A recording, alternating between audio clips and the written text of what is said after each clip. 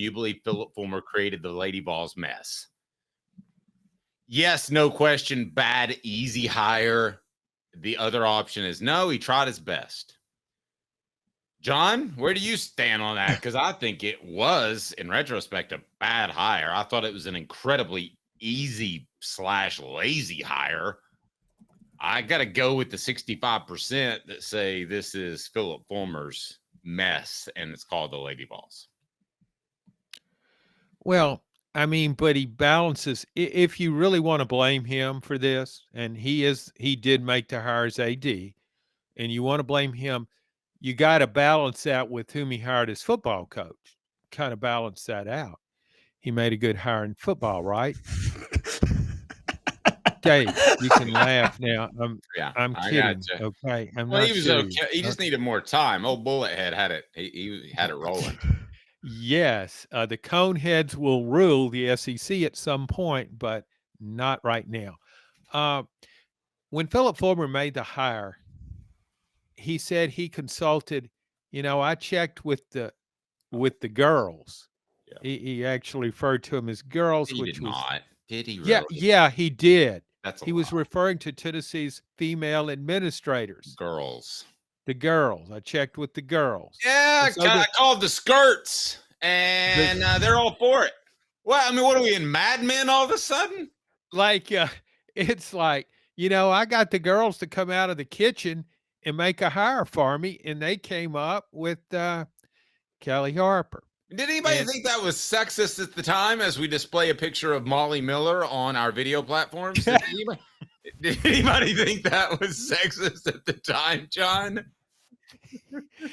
yeah, I busted out laughing. We were laughing hysterically in the office. And again, though, stop objectifying Molly Miller. She's a really good coach, and I think she would be a great hire for Tennessee. Okay, golly, Dave, come on, we'll get check her record.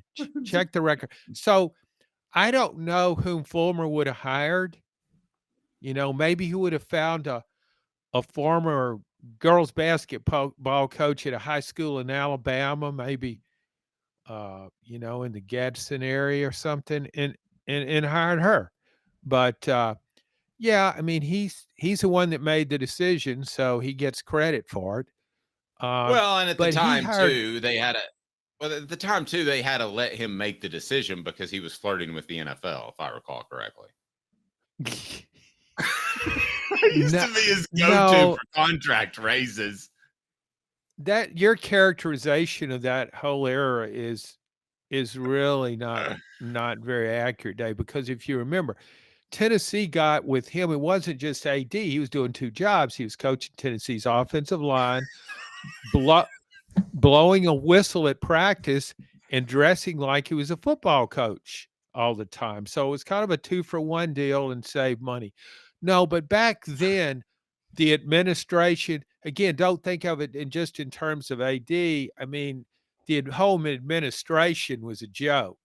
So I don't think they would have spent the money or had the wherewithal or the sense to go out and hire a big name coach. And, you got to make a hire, you check with the girls and see what they say. And exactly right, Molly Miller. All right, go ahead, Caleb. So on the broader sense, the truth was, John, you are right. I said, what did I say last week if Tennessee's in the search?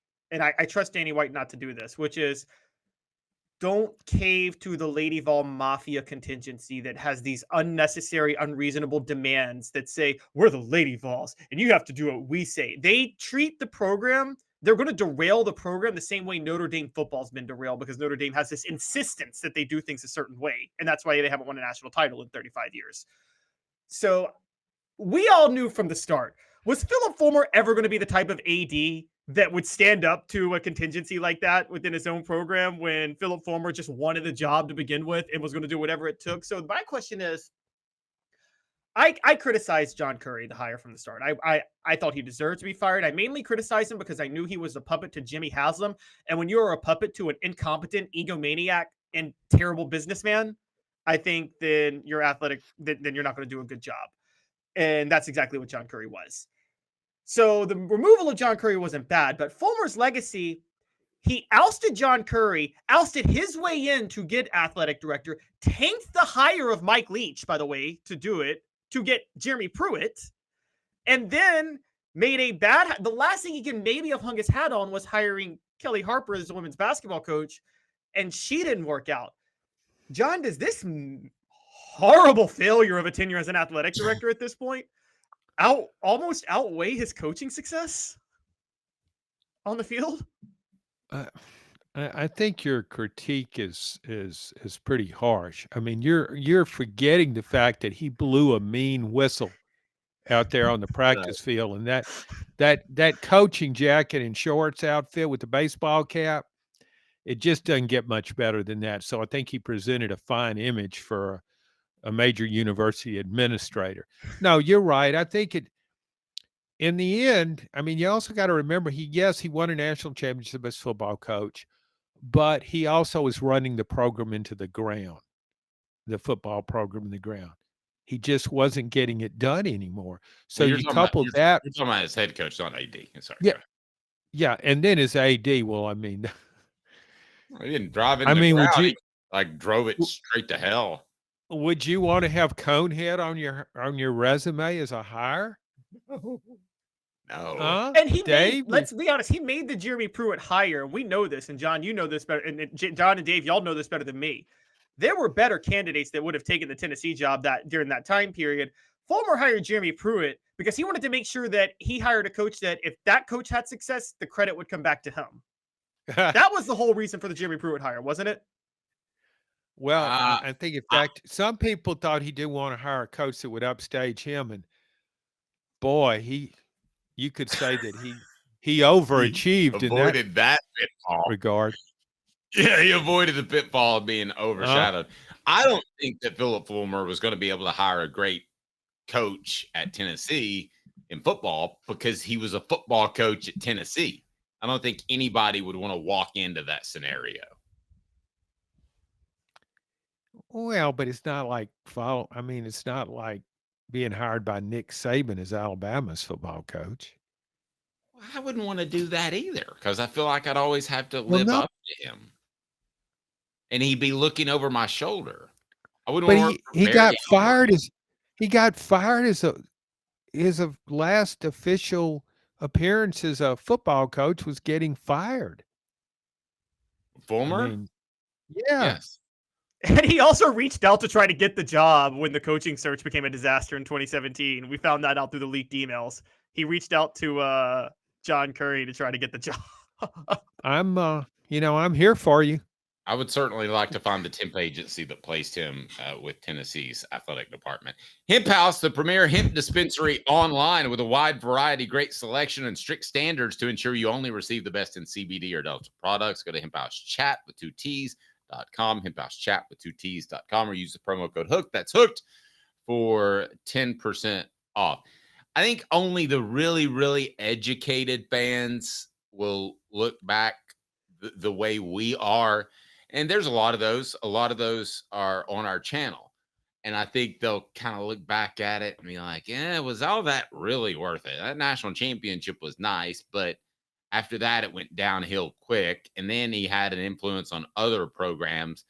But John, I think only the most learned fan will care about that. I think most fans will remember Phillip Fulmer as the one who won him a national championship. Right now, do you believe Phillip Fulmer created the Lady Vol mess? Yes, no question. Bad, easy hire. No, he tried his best. Do you think average fan really knows that? I mean, now it's been 25 years. They may not know he won a national championship, but do you think they really know he hired Kellie Harper? I don't. Maybe. I don't think so. But are you saying that you think stupid fans still revere Phillip Fulmer? Is that what you're saying? I just want to be transparent here. John, absolutely just. I'm not going to take. You gotta you can't beat that, Caleb. That's a pretty good shot.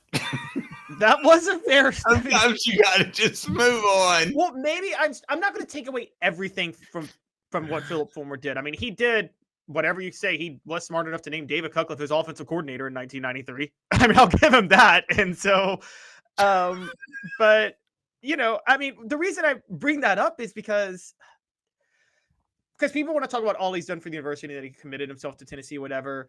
I'm like, yeah, but I still focus on his tenure as athletic director, because it's not like the athletic department was on fire. It was, but it's not like because of that they called him and were like, hey, can you please come save us for a minute? No, Phillip Fulmer worked behind the scenes to undercut John Currie. Not saying Currie didn't deserve it, but he worked behind the scenes to undercut him, to force his way into the athletic director position so he can make his own hires. And then after he tanked the football program and didn't do any good to the Lady Vols basketball program, he walks out with the severance package. Okay, he literally got a retirement package after firing Jimmy Pruitt for calls. So the idea, I'm not going to knock his national title in football, but the idea that he deserves any break for what he did as AD, like, I'm sorry, he doesn't. I mean, he deserves every bit of smoke he gets for that. Well, but yeah, Caleb, go ahead. I want to say something, in defense of what Phillip Fulmer did. I heard through a source that before he hired Kellie Harper, and before he talked to the quote girls in the athletic department who apparently twisted his arm and said, you got to hire Kellie Harper, that he was actually considering Molly Miller. Who was what, 21 at the time? She was a high school cheerleader. It would have been legal, John. She was a high school cheerleader somewhere in Texas. A high school cheerleader. She was old enough for Lane Kiffin, probably. I've looked into your eyes. Yeah, she's dating Lane Kiffin. They meet at SEC Media Days. I look in your eyes and I see a great head women's basketball coach. So go in. Guys, we're going to get canceled. And we'll go ahead and hire you now.